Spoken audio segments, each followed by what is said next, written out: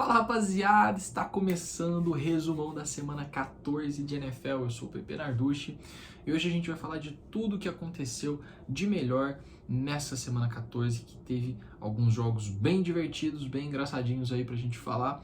E eu tô gravando esse vídeo na segunda-feira, então não vai ter Cardinals e Patriots na nossa pauta de hoje, mas vai ter Tom Brady, vai ter Patrick Mahomes, vai ter Geno Smith e muito mais. Antes de começar com a nossa pauta, eu vou pedir para que vocês se inscrevam aqui no nosso canal, compartilhem esse vídeo, curta, deixe seu like, ajuda demais na divulgação. E eu vou pedir também para vocês, Esporte América, para que vocês entrem lá no site da Esporte América, que é o nosso patrocinador, quem faz tudo isso ser possível, para vocês conferirem lá as ofertas. É a melhor loja de produtos oficiais da NFL no Brasil. Você encontra moletons, camisetas, bonés, tudo exclusivo dos times. Então dá uma olhada, vai estar aqui no link da descrição.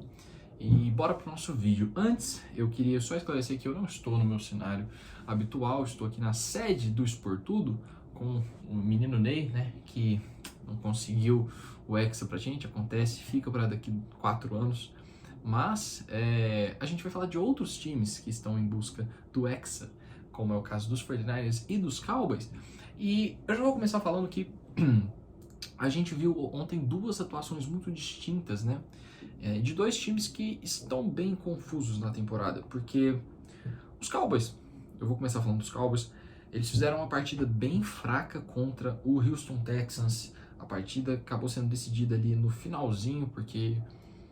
Cara, vamos ser bem sinceros, os Texans não quiseram vencer esse jogo. Os Texans tiveram a chance de matar a partida ali no último quarto e simplesmente não conseguiram fazer, né? O deck foi interceptado na linha de 5 jardas do campo de defesa e ali o jogo tava 23-20 para os Texans. Era só fazer um field goal para deixar o jogo em 6 pontos, ainda assim ia complicar. Poderia também anotar um touchdown e botar o jogo em 10 pontos, né? 2 posses. Em vez disso, foram péssimas chamadas que fizeram com que o Houston Texans desse a bola de volta para o Dak Prescott, e aí eles avançaram o campo com uma extrema facilidade, acabaram vencendo o jogo. Mas é uma daquelas atuações que a gente fica com o pé atrás com o Dallas Cowboys. Porque o Dallas Cowboys nos últimos 25 anos tem sido um time que chega nos grandes holofotes e perde.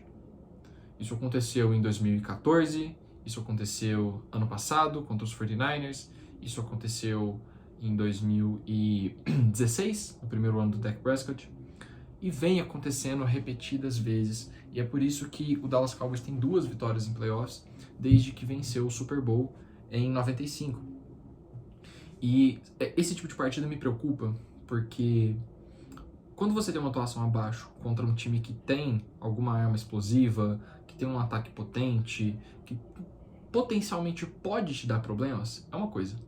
Quando você tem problemas com um time como o Houston Texans, que é objetivamente o pior time da NFL, aí a gente já tem algo a ficar mais preocupado.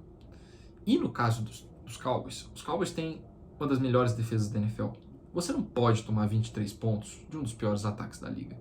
Muito menos de um ataque que troca de quarterback toda semana.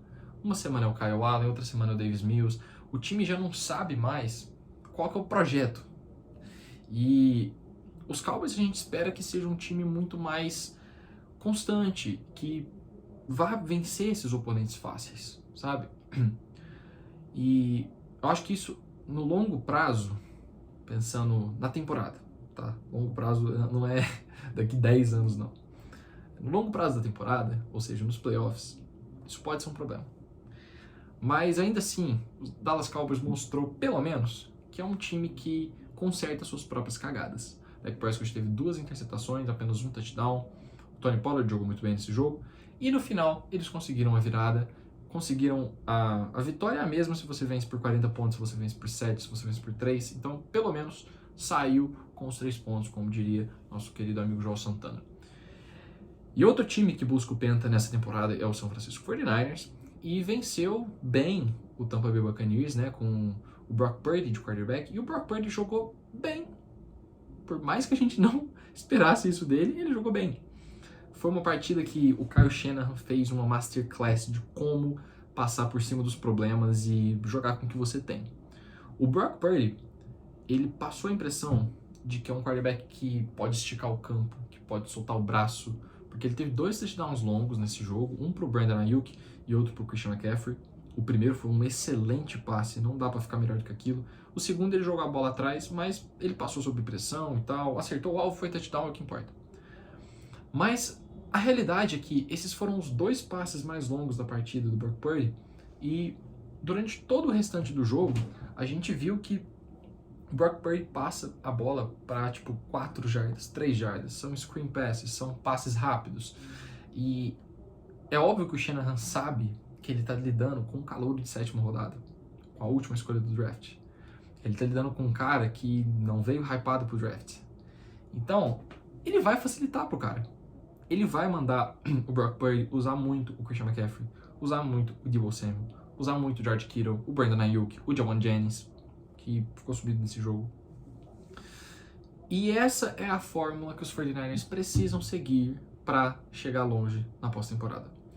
Não dá pra gente querer achar que o Brock Purdy vai fazer jogo bom toda semana. Vão ter jogos ruins. É o que a gente espera de um calouro. Ele teve uma interceptação bizarra que voltou por conta de falta, mas o erro estava ali. Ele leu errado a cobertura no meio do campo, acabou lançando o linebacker, ele interceptou, mas teve um holding e na jogada seguinte ele fez o touchdown pro Ayuk. Só que o Brock Purdy mostrou umas coisas muito interessantes para a gente não cravar que a temporada dos Niners morreu ainda, que foi o elemento do jogo corrido, ele correu para um touchdown, tem uma mobilidade bem legal até, e o fato de que ele passa muito bem eu ia falar em profundidade, só que isso não faz sentido, porque a gente tem um espaço amostral minúsculo. Ele passa bem em movimento. A gente viu ali que em alguns momentos, principalmente em bootlegs, e teve um passe em específico que foi excelente, foi uma jogada toda que o Brock Purdy realmente está de parabéns por ter feito isso, que eles fazem o play action, a pressão vem, e ele consegue escapar do marcador e fazer um passe lá Josh Allen, lá Patrick Mahomes, que foi uma jogada que a gente muitas vezes viu acontecer com o Jimmy Garoppolo, dele ser sacado e perder 10 jardas nesse estilo, sabe? Então, ver isso do Brock Purdy me deixou muito contente. Mas a gente tem que ter paciência. Não dá pra falar ainda que os Niners voltam pra briga de Super Bowl, porque seria colocar o carro na frente dos bois. Os bois na frente dos carros. Eu não sei o ditado, mas enfim, vocês entenderam. Então, hoje, onde a gente tá com os 49ers e com os Cowboys? Os Cowboys são um time muito pronto, muito completo, que vacilaram nessa semana, mas saíram com a vitória.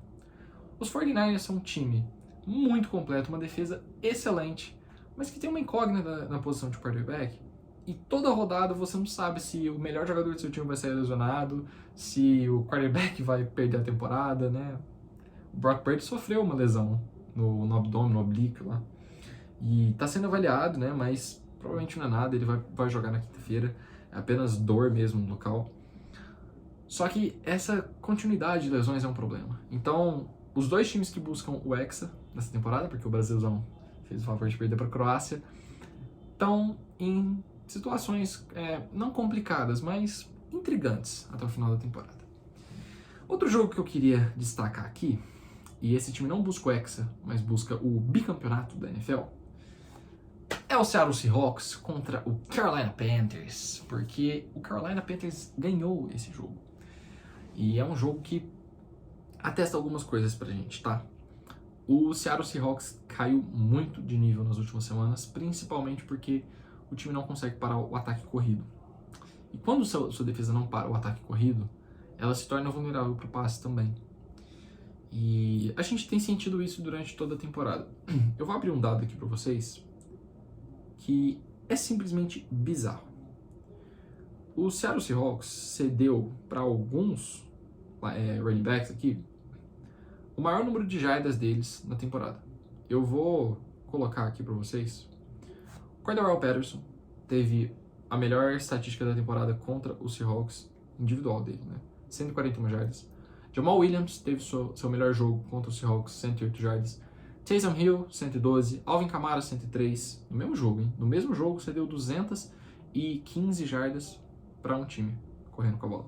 Kyler Murray teve 100 jardas. Rashad White teve 105. Josh Jacobs teve 229 jardas corridas. E o Chuba Hubbard teve 74, que não foi um número tão alto, mas foi o melhor número dele na temporada também.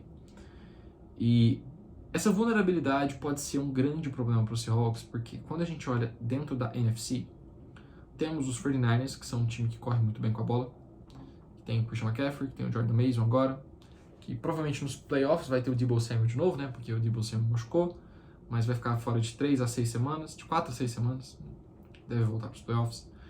Você pode enfrentar potencialmente o Minnesota Vikings, que tem o Dalvin Cook. Você pode enfrentar o melhor time correndo com a bola da liga, que é o Philadelphia Eagles. E todos esses problemas vão se tornar ainda maiores nos playoffs. E é por isso que eu acho que o Seahawks, caso se classifique para a pós-temporada, vai ser um time de one and done. Vai chegar nos playoffs, vai jogar um jogo e vai perder. Porque as armas do Seahawks, e foi um time que empolgou durante a temporada, principalmente ali no começo. O Geno Smith está jogando bem, caiu nas últimas semanas, mas está jogando bem. O Tyler Lockett está excelente nessa temporada. Mas é um time que está sofrendo com lesões também. Já perdeu 2 running backs por tempo indeterminado. Na verdade, o Kenneth Walker deve voltar nesse final de temporada, mas perdeu o Rashad Penny. Perdeu o Jamal Adams também no começo da temporada. Então, é um time que já fez mais do que precisava. A responsabilidade esse ano era do Denver Broncos de produzir. O Denver Broncos que trocou todo o seu capital de draft para ter o Russell Wilson, não o contrário. Então Seattle já tá de parabéns. Vou só clicar aqui porque tô com pouca bateria. Seattle já fez o seu papel e agora tudo que vier é lucro, porque é um time em formação ainda, é um time que não é para agora, não vai ganhar o Super Bowl esse ano, mas tem pick no draft. Tem 2 picks de primeira rodada, 2 picks de segunda rodada, 2 picks de terceira rodada, se eu não me engano. Mas tem 2 picks de quarta, então, tipo, acho que é uma pick de terceira rodada. Tem várias picks dentro do top 100. E é um time que gosta de draftar jogadores. O Pete Carroll adora draftar prospectos e ser o seu mentor. Ele, inclusive, é um dos poucos técnicos que gosta, técnicos mais de idade, que gosta de ter esse tipo de jogador. E do lado dos Panthers, os Panthers ainda estão vivos na temporada, porque o Tampa Bay Buccaneers vem de uma sequência de 2 derrotas, na verdade, vem de uma sequência de 2 derrotas em 3 jogos, e agora vai enfrentar o Cincinnati Bengals, que é uma potencial derrota também.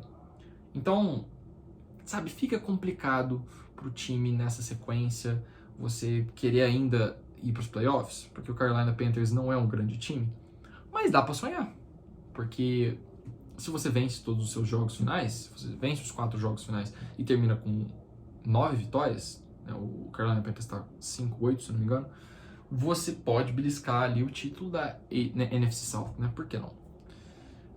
E o último jogo que eu queria destacar aqui para vocês, deixa eu ver qual que é. Só fazer um comentário breve aqui, porque a gente teve Los Angeles Chargers e Miami Dolphins, né? Com o duelo entre Tua Tagovailoa e Justin Herbert. E o nosso querido Emmanuel Acho, que se você não conhece, é um comentarista que passa os seus dias falando mal do Justin Herbert. Se deu mal nessa.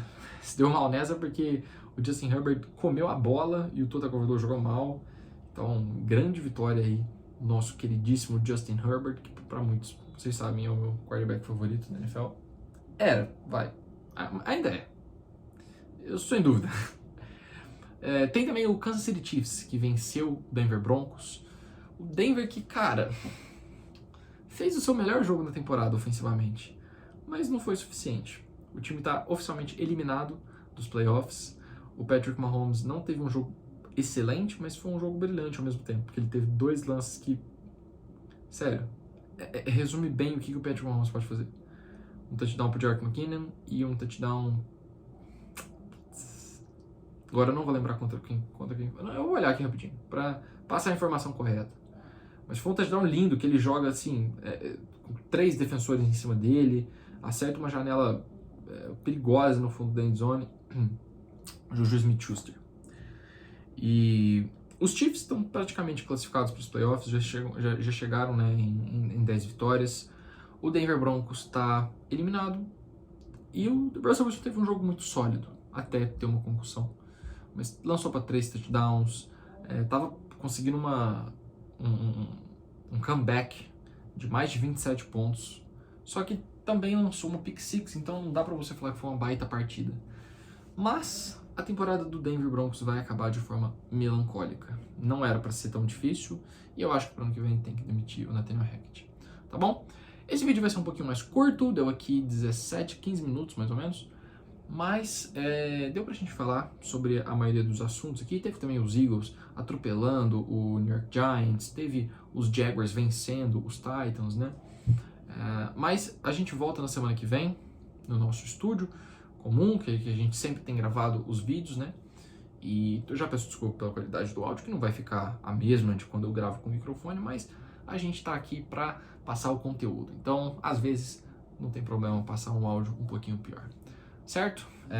Fiquem com Deus. Eu volto na semana que vem. Não se esqueçam de acessar o site da Esporte América, seguir o Esportudo aqui no YouTube, se inscrever, né? Não sei o que eu falo seguir. E seguir também o Endzone Brasil em todas as redes sociais, no Instagram, no YouTube. No YouTube não. No YouTube não, porque a gente não usa mais aquele canal.